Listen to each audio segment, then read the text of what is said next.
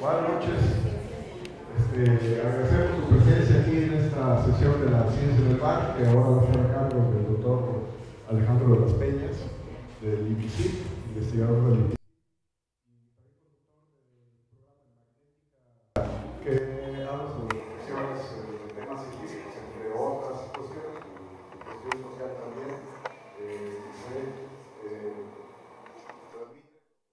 Los martes a las 8. A las 8. 107.1 FM. Con el interesante nombre de Sinapsis Libre. Sí, exacto. Y en esta ocasión, pues, el tema a tratar por aquí está atrás, ciencia útil, un tema de actualidad, claro. Pero ahora toma especial atención por muchas cosas que están sucediendo. Supongo que vas a tratar claro. por el estilo. Claro. Y también espero pues, que nos lleve a la reflexión. Quienes ahora no vienen también saben que después lo pueden ver las ediciones que se hacen con Agustín, María Luisa, que hace las sesiones posteriores y que en su momento pueden estar alojadas en YouTube o en la página de la Sociedad de Estrada, que entonces ahí también se pueden repasar aquellas sesiones de la ciencia del bar que se han llevado a lo largo de 13 años, ya vamos wow. con 14. Felicidades, qué bien. La gente se cansa también, pero pues, hay que continuar. Para quienes no sepan esto, también tiene sus repuntes en el norte del país. En Sinaloa estamos hablando que han iniciado la serie que se llama Pisteando con Ciencia, con la Ciencia. Ah, bien. El término de pistear allá, bueno, lo identificamos, pero básicamente es un proceso de dialogar en torno a las bebidas, ¿no? Claro. Ese es el concepto que tienen los norteños allá, norteños del Pacífico. Sí. Y entonces están ellos iniciando en Mazatlán, Culiacán, y está por iniciar también ya en Monterrey. Y en Nayarit, que es también otra derivación, es la ciencia de la cantina, que también están ahí trabajando, y son los programas que de alguna manera se unen a esta cobertura internacional que nosotros iniciamos con motivo de los 50 años de la física en San Luis en el 2016, y que ahora es la plática número ya no sé cuánto, arriba de los 100, que le toca a Alejandro de las Peñas. Agradecemos su presencia y pues lo dejamos con Alejandro. Bueno, está bien. Bueno, pues en primer lugar yo quiero agradecerle a Flash esta invitación en este espléndido lugar para hablar así hasta de una forma íntima de la ciencia. Y cuando me dice Flash, pues te invito a que des una charla, la pregunta siempre es complicado. Venir a dar una charla, no necesariamente van a estar aquí colegas y gente que sabe de ciencia, ¿no? Y como bien dijo Flash, pues ciencia útil, ¿no? Nos hemos amanecido en este sexenio donde mayoritariamente yo creo que el gremio votó por López Obrador y de repente como que no estamos entendiendo qué es lo que está pasando, ¿no? No es lo que está pasando en CONACYT, las declaraciones del presidente, que voy a tocar un poco al respecto. Pero yo creo que todo mundo hace ciencia útil. Aunque estés metido, que seas un matemático puro o seas una persona que se dedica a las cuestiones agrícolas y que estés en el campo, yo creo que también estás haciendo y todo el mundo está haciendo ciencia útil. Yo creo que más bien es un tema de política y de discurso más que de fondo, ¿no? Pero miren, dice, lo que digo aquí es que la investigación guiada exclusivamente por la curiosidad es lo que ha cambiado el mundo. Y aquí pongo un par de ejemplos. Y aquí la gente que sabe de física me puede corregir si esto está mal, pero la física del estado sólido y la mecánica cuántica a mediados del siglo pasado dio computadoras, teléfonos inteligentes, GPS. Claramente la gente que estaba haciendo esta investigación no estaba pensando, vamos a hacer un GPS para el iPhone, porque estas cosas no existían. Pero era ciencia fundamental, ciencia que dio una serie de información que eventualmente se aplicó ese conocimiento. Y miren, también a finales de los 50, a principios y de los 60 del siglo pasado, se estudió también de forma muy fundamental una bacteria que se llama Escherichia coli y un virus que infecta bacterias que se llama el fago lambda. Bueno, pues estos estudios fueron la base de lo que se llama ahora la medicina molecular y lo que también permitió la secuenciación del genoma humano. Fueron estudios fundamentales de simple y sencillamente, como dije, preguntándose cómo funcionan las cosas, ¿no? Cómo es que la bacteria Escherichia coli crece, por qué es resistente a ciertos fagos o es resistente a ciertos antibióticos. Y lo que no tenían contemplado era precisamente la posible aplicación de ese conocimiento que estaba generando. Entonces, miren, cuando se generan ideas, se pueden luego aplicar y luego con esta aplicación se pueden hacer desarrollos tecnológicos e innovación, que son precisamente lo que les estoy diciendo. Bueno, lo del teléfono, lo del GPS y las computadoras es un ejemplo muy claro, muy tangible, porque casi todos tenemos teléfonos celulares, casi todos tenemos computadoras, y todo esto surge porque se generaron ideas, se les dio una aplicación y esta aplicación dio finalmente desarrollos tecnológicos y lo que se llama innovación. A ver, aquí estas preguntas, cuando dicen que si hacemos ciencia útil o no, que si estamos metidos en la nube, que no salimos, no sé qué. Pero miren, ¿quién no quiere curar enfermedades como el cáncer o neurodegenerativas o autoinmunes? ¿Quién no quiere descifrar pues, los grandes secretos que todavía encierra el entender el cerebro, ¿no? O como decía hacía mucho tiempo en una revista de Scientific American, a lo mejor ustedes se acuerdan, era una revista que era exclusivamente sobre temas de neurociencias. Y empezaba uno de los artículos, decía, ¿puede el cerebro estudiar el cerebro? Que eso me llamó mucho la atención. Bueno, conocer el origen de nuestra especie, que por cierto hoy escuchamos en el Epicida a Jean-Philippe una charla sobre el origen del maíz, que fue una charla realmente extraordinaria. Y bueno, descifrar el cosmos, alimentar a todo el mundo. A ver, ¿quién no quiere sacar a todos los mexicanos que están viviendo en pobreza extrema? Todos estamos interesados en eso. Responder al calentamiento global, detener la pérdida de la biodiversidad, estudiar los océanos, mejores medicamentos, desarrollar la química verde, ¿no? Con todo este tema de los plásticos. Prevenir desastres naturales, y además esta última que acabo de poner es, bueno, fotografiar agujeros negros, ¿no? Pero era un sueño guajiro fotografiar agujeros negros, y ya se logró, y además se logró con gente de la UNAM, del INAOE, junto con otros científicos de otros lugares. Miren, les voy a poner dos ejemplos de dos países que es increíble que, dado cómo se originan estos países, han logrado llegar a un desarrollo tecnológico sin precedente, ¿no? El primero es Israel, que antes se llamaba Palestina, ahora se llama Israel. Miren, cuando llegaron judíos, la inmigración judía a Israel empezó a finales del siglo XX, y principalmente llegaron con ellos muchos agrónomos rusos y, bueno, alemanes. No existía Alemania en esa época, pero era, digamos, gente que hablaba yiddish.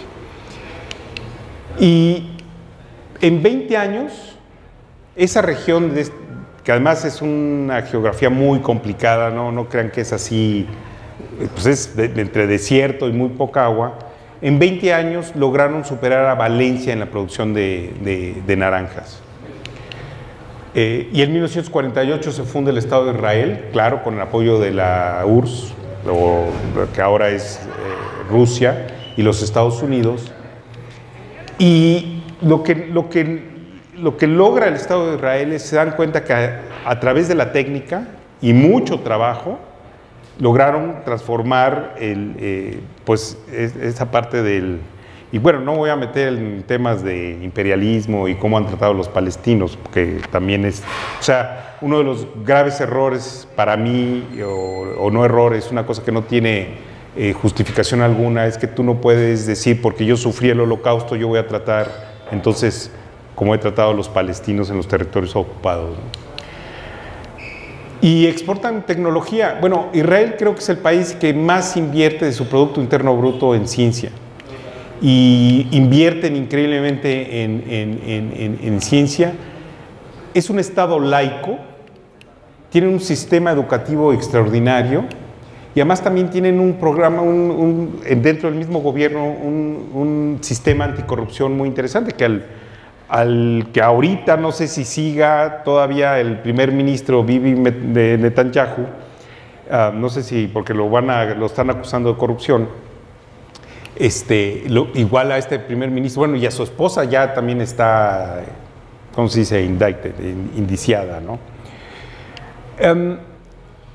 Una de las cuestiones irónicas del Estado de Israel, que es un Estado, como ya dije, con temas de ciencia, tecnología, educación de excelencia extraordinarios, pero como está la situación, es posible que dentro de un par de años el Estado de Israel va a ser víctima de su democracia y de su gran desarrollo, porque finalmente yo creo que la extrema ultraderecha, ultrarreligiosa va a tomar el poder en Israel, y eso va a ser terrible, no solamente para Israel, ¿no? Bueno, el otro país que nos gusta mucho hablar de él es de Corea. Esta parte están muy chavitos, pero yo jugaba con unos carritos que llaman Hot Wheels, que eran hechos en Corea. Decía Made in Korea o Made in Taiwan. Y nos encantaba jugar, porque además eran de fayuca, ¿no? Había que irlos a comprar a la fayuca. Bueno, pues ahora los coreanos están haciendo carros, pero están haciendo carros de veras. Están haciendo los Hyundai, los Kia Motors y los Daewoo y otros, y como ellos dicen, diseñados y desarrollados con tecnología coreana.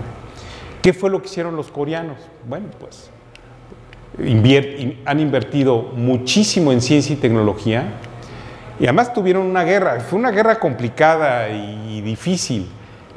Por supuesto que luego tuvieron un apoyo sin precedentes de dinero americano. Tienen una educación de excelencia donde, por ejemplo, en las primarias de los estados, en Corea, yo hace como 2 años o 3 años me invitaron a que platicáramos sobre el nuevo sistema educativo, que ya creo que ya no existe. Pero todos los libros de educación de las primarias tienen fotos y fotos de las selvas y una serie de cosas. Bueno, los libros en coreano tienen fotos de la selva o perritos o nada. Lo único que estudian, son 3 cosas que estudian principalmente en Corea: matemáticas, coreano, lenguaje e inglés, y algo de historia. Eso es toda la primaria, eso es todo lo que hacen. Y claro, terrible, ¿no? Porque tienen unas presiones los chavos tremendas. Y apoyaron la investigación en ciencia y tecnología. Y además una cosa muy interesante que hicieron los coreanos es que tuvieron golpes de estados, n número de golpes de estados, pero mantenían esta política de largo aliento de apoyo a la ciencia y tecnología y tener una educación de primer nivel. Miren, el KIST, que es el CONACYT de Corea, tiene 52 años y CONACYT vamos a cumplir 50 años pronto, y también es el segundo país que invierte en ciencia y tecnología con un producto. Además tienen un Producto Interno Bruto enorme, o sea, eso es muchísimo dinero.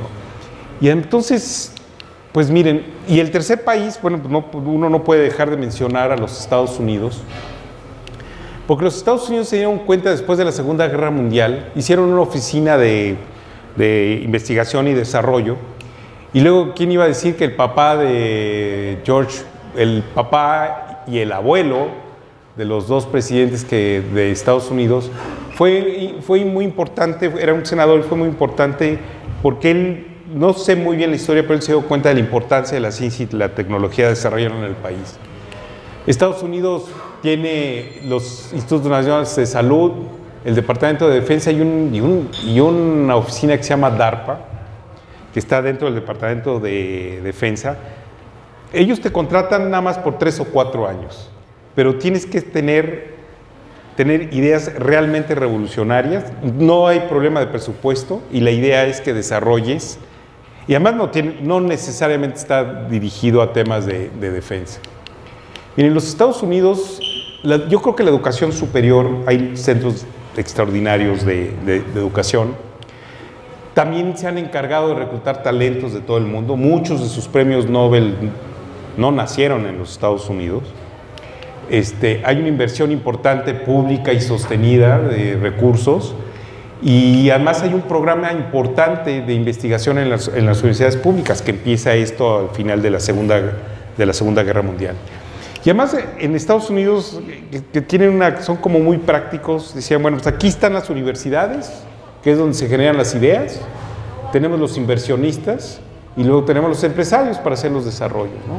Y entonces estos hubs de desarrollo tecnológico e innovación, por ejemplo, están en el sur de San Francisco, en San Diego, en el área de Boston, o inclusive en Madison, ¿no? Hay varios lugares en los Estados Unidos donde todas estas, digamos, estas 3 entes se juntan, generamos ideas, invertimos en aplicarlas y los empresarios se encargan de hacer los desarrollos. Lo que también es cierto es que los científicos que generan ideas pues, no andan vendiendo proyectos, ¿no? Y miren, este es un ejemplo tremendo, y nomás para resumirlo aquí es que hace 2 años, en el 2017, en Estados Unidos se donaron 46 mil millones de pesos de fundaciones privadas para ciencia fundamental. No era para sacar nada. Esto es ciencia fundamental y son fundaciones privadas. Piensen que el presupuesto de CONACYT es de 25 mil millones de pesos. Creo que va a ser para el año fiscal del 2020, por ahí, entre 25 y por ahí. Y en México, pues claro, no tenemos cultura de donación.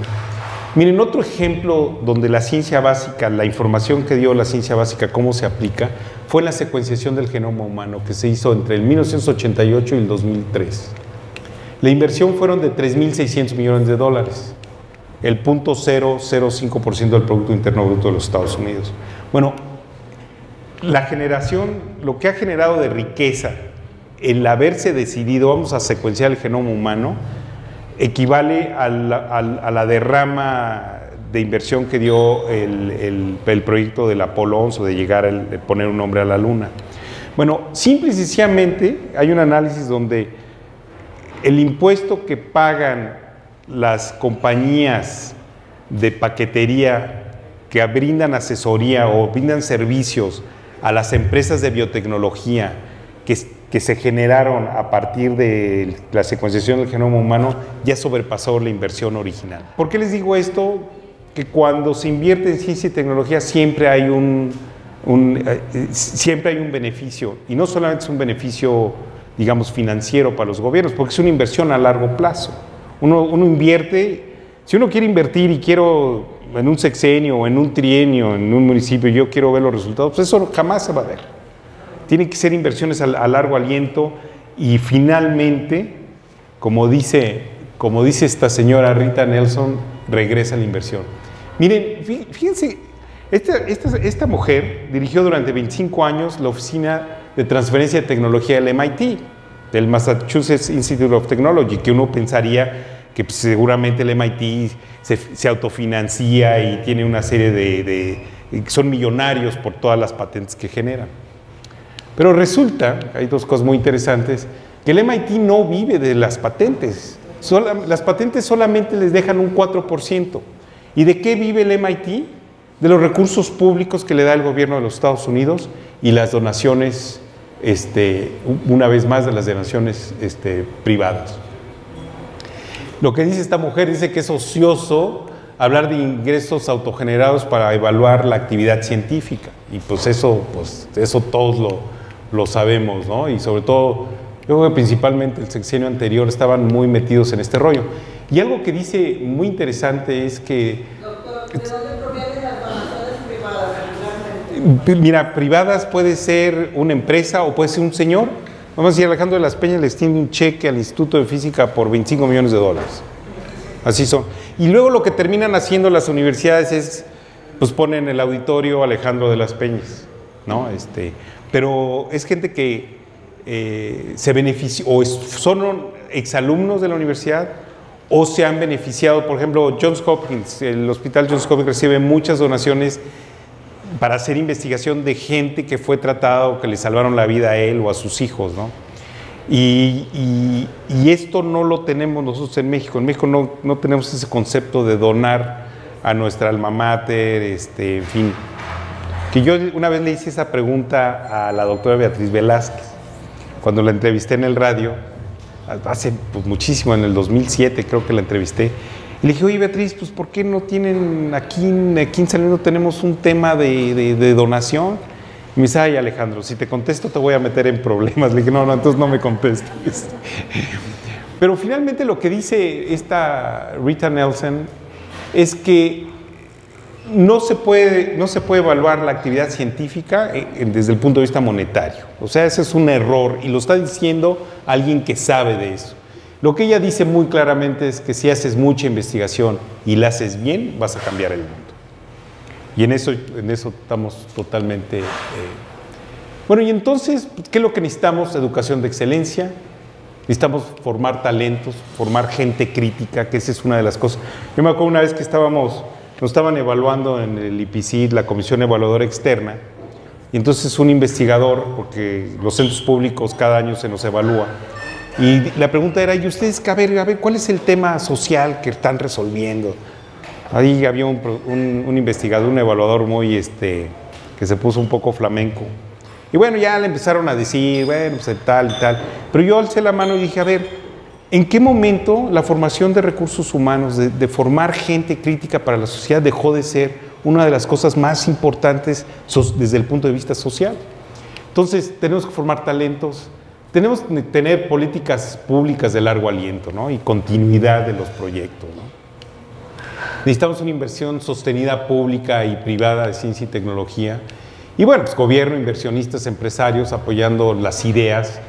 Y además que quede muy claro que ciencia y tecnología no es un gasto, es una inversión a largo plazo.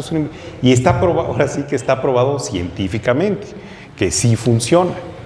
Pero entonces, ¿qué ha pasado en México? Miren, según la encuesta del INEGI que hace cada 2 años, INEGI tiene esta encuesta donde pregunta, ¿usted qué piensa de los científicos? No, salimos reprobadísimos. Dice que somos peligrosos, que somos gente rara y que tanto conocimiento es peligroso para la sociedad. Y esto yo no lo hice, esto es lo que dice la lista. Y luego lo que también ha sido terrible es que nuestro presidente también ha estado diciendo que somos machuchones y no sé qué tanta cosa, cuando no es cierto. Yo no sé quién está hablando el presidente, porque no es cierto, no es una realidad. Y bueno, miren, necesitamos, como les dije, calidad en la educación. Y lo que pasa es que no tenemos cultura científica y hay mucha pobreza material e intelectual. Miren, les voy a platicar algo terrible, que esto me lo platicó el director del INE de San Luis Potosí hace 2 años, porque creo que ya no existe el INE. Resulta que en San Luis Potosí, el 75% de los egresados de las prepas, el 75% no tiene los niveles, tiene niveles insatisfactorios de español y matemáticas. Imagínense, son chavos que están graduándose, saliéndose de las prepas sin la capacidad de poder ser funcionales. Bueno, uno va a una tienda y lo atiende alguien así y se da cuenta que pues, no saben hablar, o sea, en sumar, en fin. Y además algo que a mí siempre me llamó la atención es aquí en San Luis Potosí. Yo creo que San Luis Potosí, la ciudad, era donde debería de haber más cultura científica. Está la universidad, que protege o cobija a una parte muy grande de la sociedad en San Luis Potosí. Está el Colegio de San Luis, está el IPCID, la Politécnica, la Tecnológica, los tecnológicos, las universidades privadas, el TEC de Monterrey, la UVM, la Anáhuac, la del Centro de México. ¿Cuántos centros de educación tenemos en San Luis Potosí? Y sin embargo, yo creo que si hacemos una encuesta de cultura científica aquí en una de las plazas, nos vamos a reprobar. Entonces, es una de las cosas que hacen ustedes, que es como esto de divulgar la ciencia y decir por qué es importante la ciencia. Bueno, ¿y qué pasa en México? Miren, CONACYT se fundó en 1970 y el ingeniero Méndez de Ocurro fundó el CONACYT en 1970. Yo estaba bien chavito. ¿Tú no habías nacido, verdad, Lina? No. El ingeniero Méndez de Ocurro es del ECIME, y además lo pongo que es ingeniero del ECIME porque la idea del CIMBESTAB, que es el Centro de Estudios Avanzados del Politécnico, que antes se decía el CIMBE, fue fundado con una idea del ECIME. Y se llama CIMBESTAB porque el doctor Bustamante Yacam, que era profesor del CIMBESTAB, él hizo una estancia en Princeton, que es donde está el Centro de Estudios Avanzados, donde estaba Einstein y muchos otros. Y por eso esa idea de hacer el CIMBESTAB surge del ECIME, inclusive el nombre sale de ahí, y según corre la leyenda, a Einstein le gustaban los frijoles que hacía la esposa del doctor Bustamante, que era una señora de Acapulco. Bueno, resulta que el primer director del CIMBESTAB no fue nadie del Politécnico, fue el doctor Rosenbluth. Y además el doctor Rosenbluth había regresado de su estancia de ser un científico en Harvard, se había traído inclusive a su asesor de aquella época y trabajaba en cardiología. Y entonces, pues brincaron, se pusieron mal la gente del Politécnico, y no solamente los del ECIME, los de la Escuela Nacional de Ciencias Biológicas. El doctor Manuel Ortega, que fue un distinguido politécnico, fue director, el segundo, el tercero o cuarto director del CIMBESTAB. En un evento que le hacen a Héctor Nava Jaimes hace 2 años, 3 años, por haber cumplido 80 años en el CIMBESTAB, toma la palabra Manuel Ortega y empieza a platicar esta historia de cómo, básicamente dijo, cómo nos dieron baje en el CIMBESTAB a la hora de nombrar al doctor Rosenbluth. Y si estábamos enojadísimos y en fin. Pero dijo algo, dice, pero ya toro pasado, creo que la idea del doctor Rosenbluth de sacar el CIMBESTAB fuera del Politécnico y hacerlo un organismo descentralizado, creo que fue muy atinado al final del día. Miren, otra persona en México cuya acción personal hizo mucho por el desarrollo de la ciencia en México fue el doctor Guillermo Soberón, cuando fue rector de la UNAM.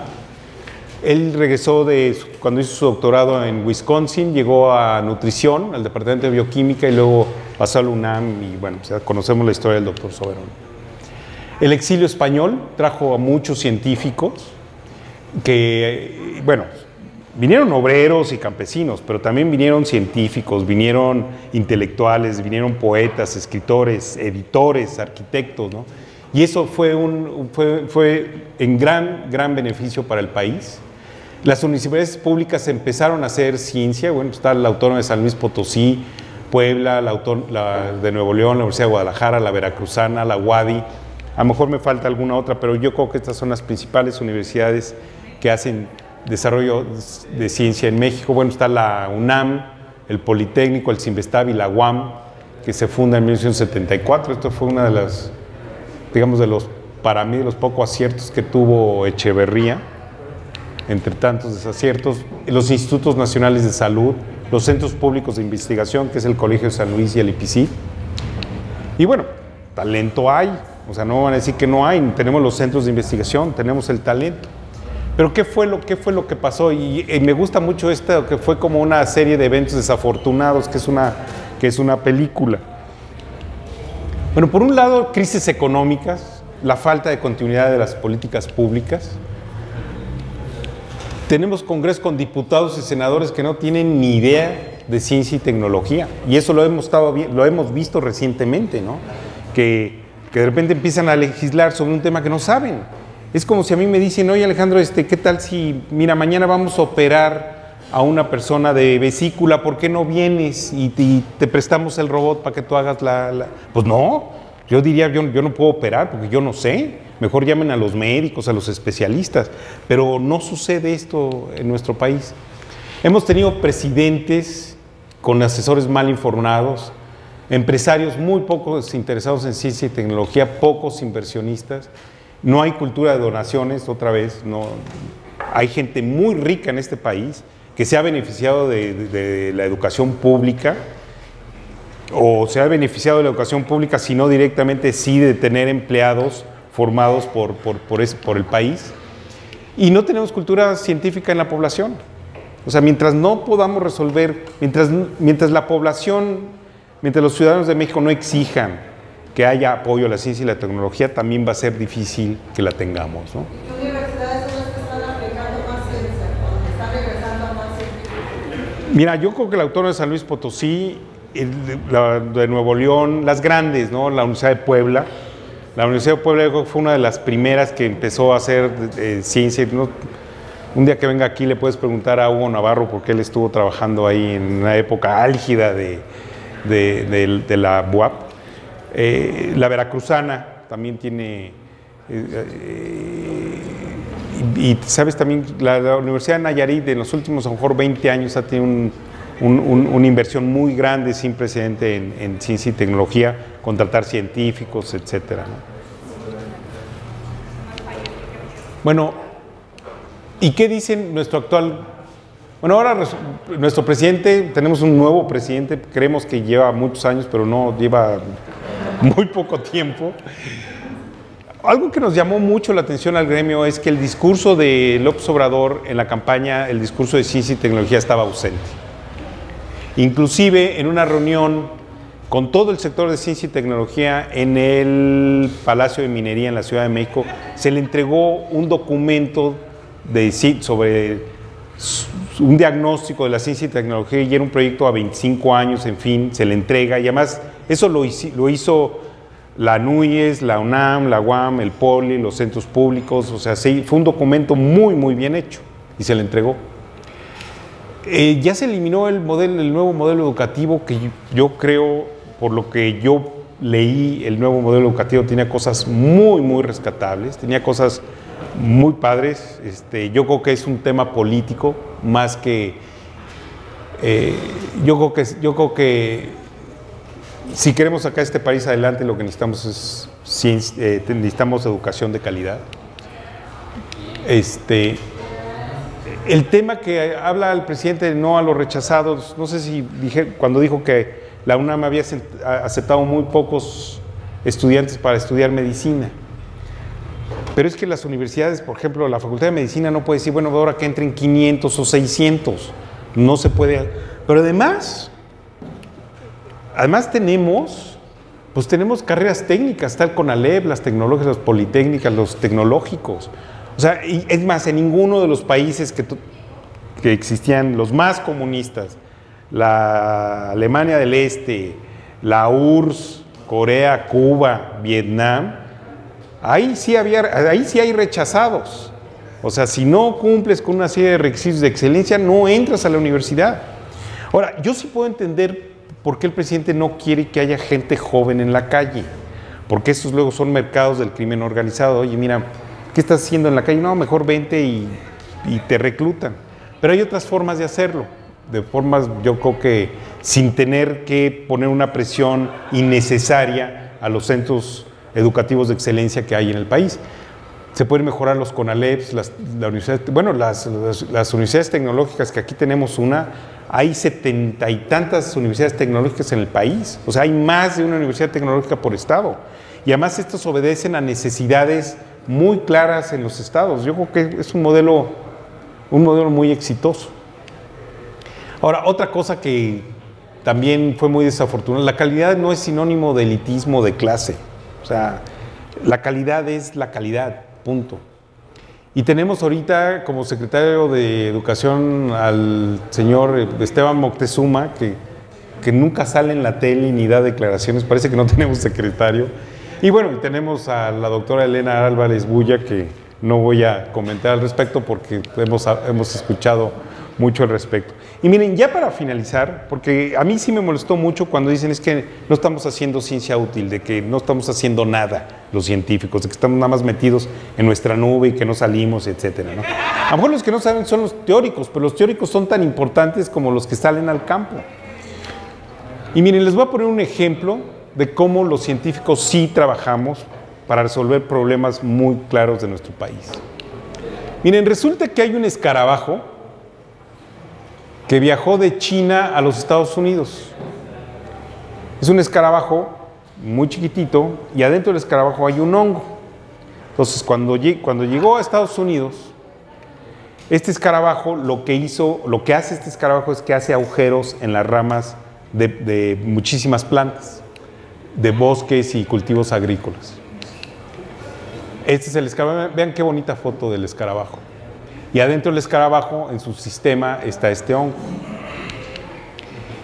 Pero este escarabajo, con este hongo, en los Estados Unidos en los últimos 10 años ha matado, bueno, de Florida, ya pasó a Texas y pasó a California, y es cuestión de tiempo de que llegue a México. De hecho, se han encontrado en Tijuana, la Senacica ha encontrado a este escarabajo con este hongo. Bueno, en Florida, en los últimos 10 años, esta pareja de hongo con escarabajo han matado 600 millones de árboles. 600 millones de árboles. Ya está en California, ya está en Texas, como les comenté, en Tijuana, en un parque en Tijuana, donde Senacica ha estado, que es el Servicio Nacional de Sanidad, Inocuidad y Calidad Agroalimentaria, ha tenido plantas, ha estado viendo, porque saben que esto va a pasar en México, va a llegar esta parejita terrible a México. Bueno, ¿cuál fue la respuesta de los científicos? Bueno, el Instituto de Ecología, que es un centro público de investigación como el Colsan y el IPCIT, hicieron un grupo multidisciplinario para la prevención, el diagnóstico, el control y la reparación del daño. O sea, porque este ya va a llegar. ¿Y por qué se ha extendido, por qué es tan perverso este escarabajo y este hongo? Es que se desconoce mucho de la biología del escarabajo y del hongo. Y entonces lo que hizo el INECOL es juntar 18 grupos de investigación, 14 instituciones nacionales y 4 del extranjero. Somos 143 participantes, el grupo del INA y el mío estamos incluidos ahí. Y además, que también habían criticado mucho a las cátedras, ¿no?, que estaban colgadas del presupuesto. Bueno, resulta que muchos de estos jóvenes investigadores son catedráticos, hay investigadores, hay técnicos, postdocs, estudiantes, y muchos formados en institutos nacionales y del extranjero. Y esto es un proyecto financiado por el FORDECID. O sea, es un proyecto grande, de gran envergadura y con mucha visión de prevención. Miren, hay agrónomos, entomólogos y fitopatólogos. De hecho, hay un agrónomo, un señor que sabe de campo, que es impresionante, porque tuvimos una reunión de avances. Hay ingenieros químicos y químicos. Por supuesto, hay biólogos moleculares y microbiólogos, hay matemáticos, hay ingenieros en electrónica, hay economistas, y creo que me faltó alguien. No, esos son todos. Bueno, imagínense los microbiólogos. Somos un universo multidisciplinario, porque para resolver este problema tan grave que se nos viene, necesitamos de todo mundo y de diferentes formas de atacar este problema. Por ejemplo, miren, los químicos, o el químico presentó, está tratando de identificar moléculas específicas que ataquen el sistema nervioso del insecto. Pero eso es muy específico.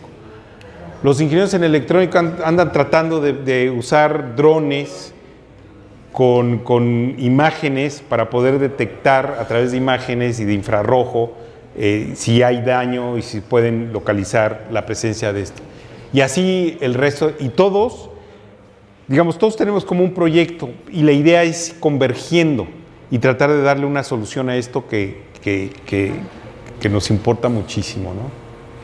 Y bueno, ya para finalizar, les voy a poner una definición de ciencia que me encanta, de una filósofa francesa que se llama Simone Weil, que se llama: la verdadera definición de la ciencia es el estudio de la belleza del mundo. Que de poco no está padre. Y luego, miren, lo que no, como científicos, lo que no debemos permitir es que el futuro se parezca al recuerdo, que eso sería terrible. Y el futuro no es lo que va a pasar, es lo que vamos a construir, qué es lo que vamos a hacer. Y la receta, que este es un quote de Amos Oz que me encantó, que dice que pues tenemos que tener mucha imaginación, mucho sentido del humor y empatía. De hecho, esta es una respuesta cuando dice, bueno, ¿qué hacemos con los terroristas? ¿O qué haces con este? Dijo, no, pues necesitamos imaginación, sentido del humor y empatía. Y esta es una pinta cuando muere Franco, cuando los jóvenes en España finalmente pueden dar su opinión y dicen la imaginación al poder, ¿no? Entonces, lo que necesitamos hacer para cambiar el mundo es generar ideas, y esa es la única forma en que se cambia el mundo. Y eso es todo. Si tienen preguntas, con gusto.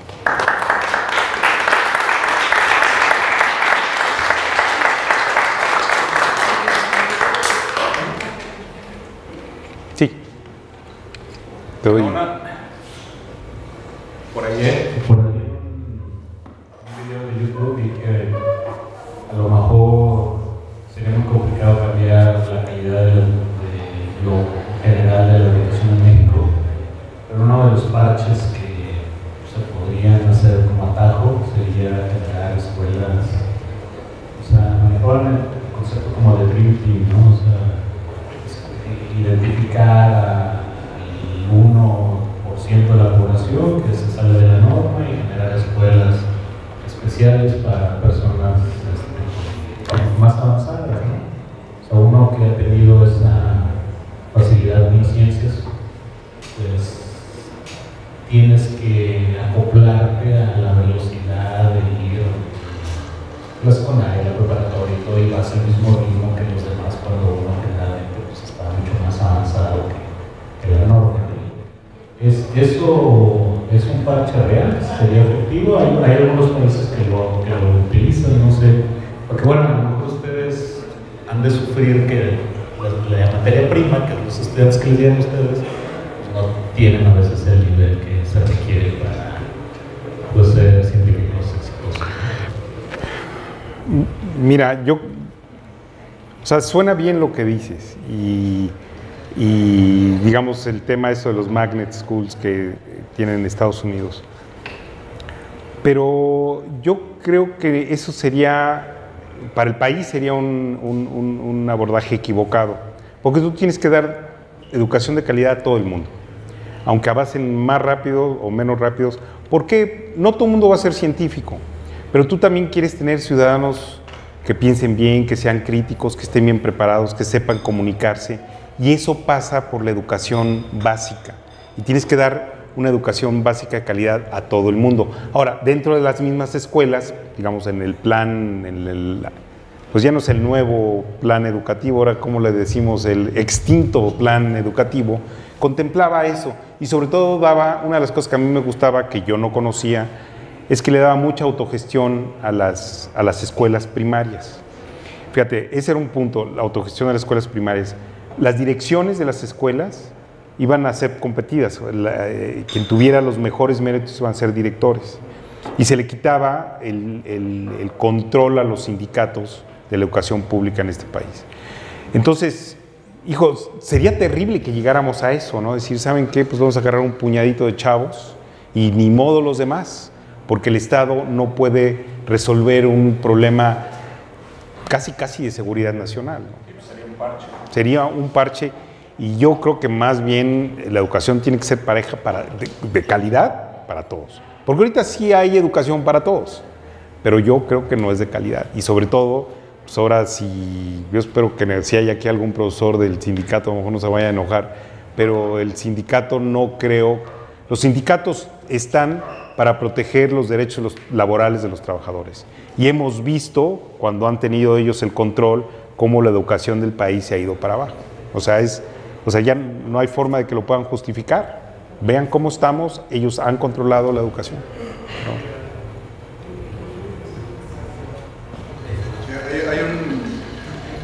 Había un programa en San Luis para estudiantes sobresalientes en primaria, muy poco conocido, pero allí la cuestión era justo eso, extraer a los estudiantes sobresalientes en primaria, varios, y trabajar con ellos.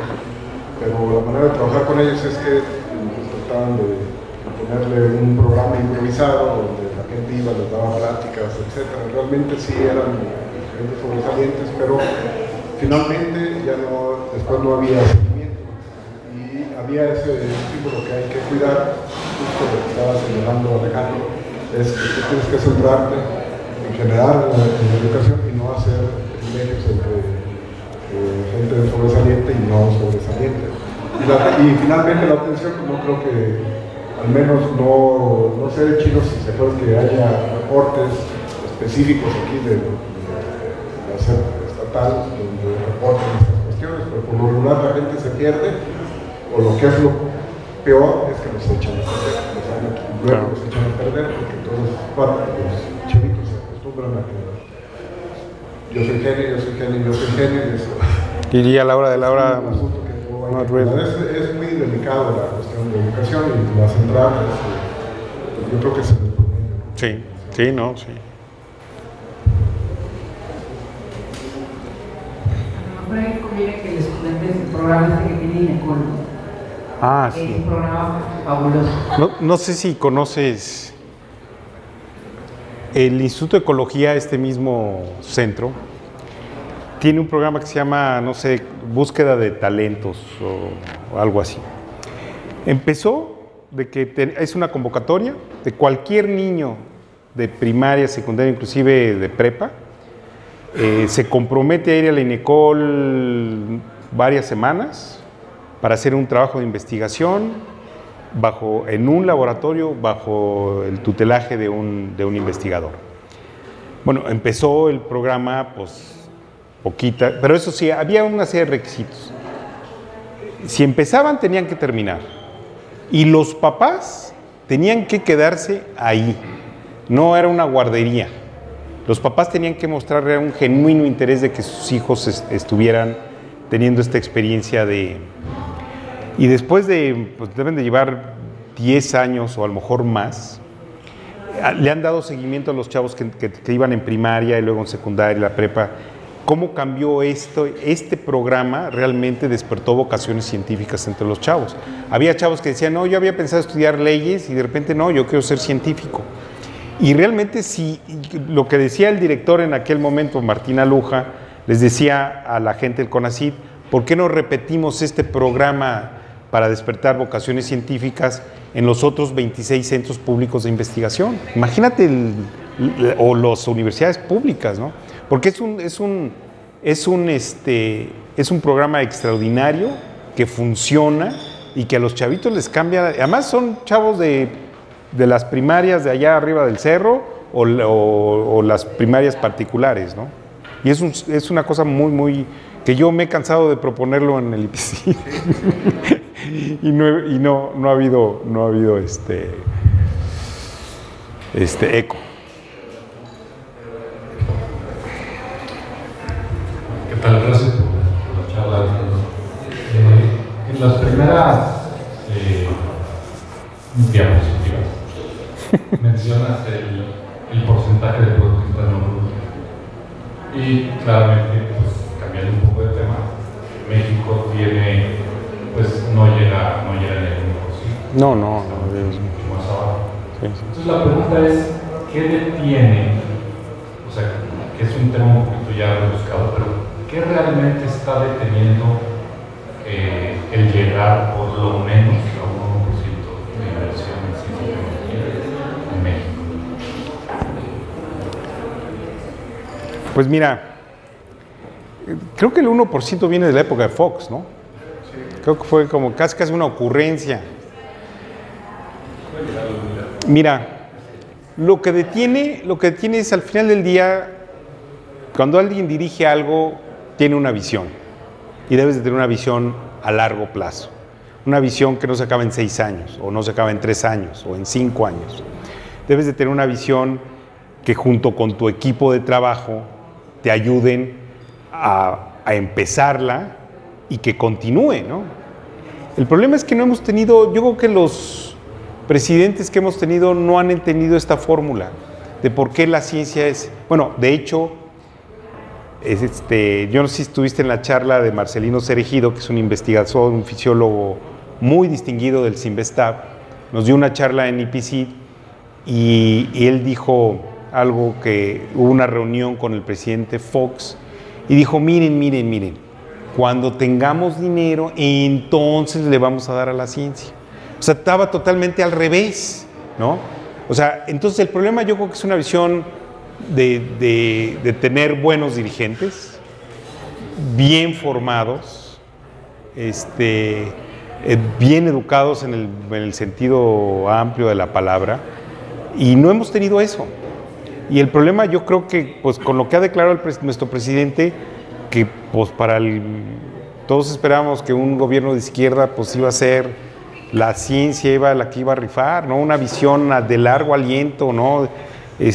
A continuar un proyecto grande de nación, donde la ciencia claramente en otros países ha cambiado el paradigma de esos países. Bueno, el caso de Israel, que siempre tener el ejemplo de Israel siempre es un poco complicado, es genera siempre mucha discusión, pero es el caso de Corea y otros países, ¿no? Los países nórdicos. Ha sido la educación de calidad y el desarrollo científico y tecnológico de los países, y eso lo dan los dirigentes de esos países, y tienes que tener dirigentes con mucha educación. Y si nos vamos para atrás, te voy a decir una cosa, dicen, yo no vivía en el país, pero dicen que el único presidente que más o menos como que entendía eso y que metió un chorro al agua fue Carlos Salinas de Gortari, imagínate. Y desde ahí no ha pasado, porque decían hubo mucha lana del Banco Mundial, hubo dinero sin precedente. Eso es lo que a mí me cuentan mis maestros, que les tocó a ellos vivir en la época de Salinas de Gortari. Pero finalmente pues esa visión se acabó, y llegó otro y se acabó, porque luego dicen que no hay dinero. No, es que tenemos que tener políticas públicas muy claras y bueno, no nos tenemos que ir muy lejos para el país. Bueno, nuestro municipio se reinventa cada 3 años. Cada 3 años dicen que nos van a bachar, cada 3 años dicen que no sé qué, y no pasa nada. Lo que debería suceder es decir, te juntas a todos los actores de la sociedad y si vamos a hacer un proyecto como a 20 años, y gane quien gane, lo vamos a seguir. Y eso fue lo que hicieron, por ejemplo, en el País Vasco y en Navarra. Por eso están también. Pero yo creo que es un tema de tener dirigentes también de calidad.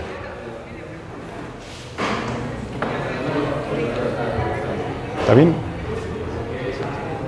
¿Preguntas?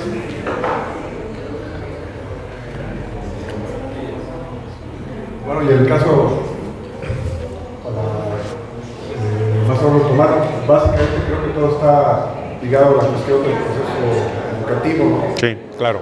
Dentro de muchos de los parámetros en este ámbito muy complejo, el carácter educativo en su sentido amplio, no solo el formal, sino claro. El formal tiene que ver con esta cuestión de la cultura general, porque queremos agregar científica de la población, es una base, ¿no? Según se puede rescatar ahí de los parámetros más importantes. Aquí la cuestión es que lo que mencionas aquí del 75% de insatisfacción en el 2017, según nuestros concursos chinos, yo creo que andamos como en el 95%, y se está reflejando en las universidades, que a su vez pagan para poder hacer la atención. Qué terrible. Y eso es el comienzo en la calidad. Estamos hablando a nivel profesional. Ahora, ¿qué sucede con los niños en educación básica? Ahí hay gente bastante talentosa que se ha detectado. En estos momentos se están participando en Expociencias en Arabia, un grupo en el área de proyectos de científicos experimentales, lo que se llama Expociencias, Movimiento Internacional para el Recreo Científico y Técnico. Y resulta que los niños y jóvenes mexicanos son los que mejor evaluados salen de esos eventos y que tienen más entusiasmo, reconocidos.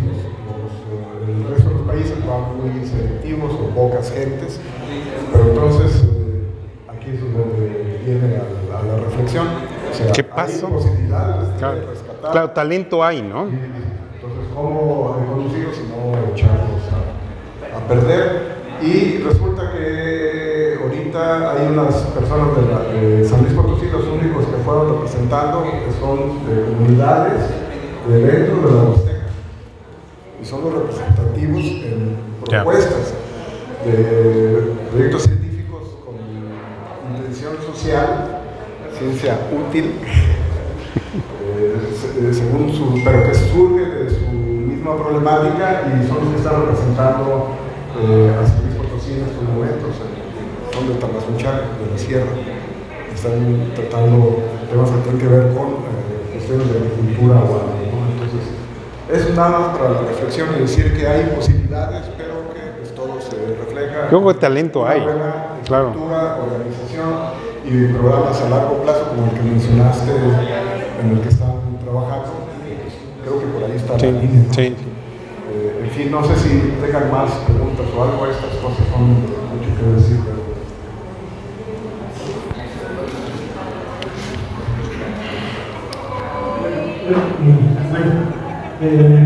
Yo siempre digo porque con las universidades salen muchos egresados, pero pocos empresarios. En las calles muchas veces vemos estudiantes, muchos profesionistas que ganan en taxi, están haciendo otros tipos de trabajos que no desarrollando para lo que se prepararon, no lo que se lo que se les enseñó. La semana pasada hubo un evento con Global Pots, se presentaron 9 proyectos con 60 personas, pero yo observé algo bien extraño, como que por ejemplo, los grandes capitalistas o los que manejan el dinero aplastan los verdaderos proyectos que realmente pueden cambiar la sociedad.